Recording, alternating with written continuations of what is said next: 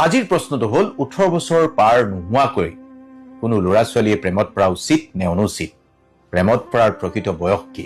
আচলতে 18 বছৰ তলত অনুভৱ হোৱা প্ৰেমৰ অনুভূতিক সুতীব্ৰ আকৰ্ষণ বুলি ভাবিলে এই প্ৰেমে পূৰ্ণতা নাপায়, কাৰণ যিকোনো ল'ৰা ছোৱালীয়ে 18 বছৰ পাৰ হোৱাৰ পিছতহে দায়িত্ববোধ ভালকৈ বুজিবলৈ লয়।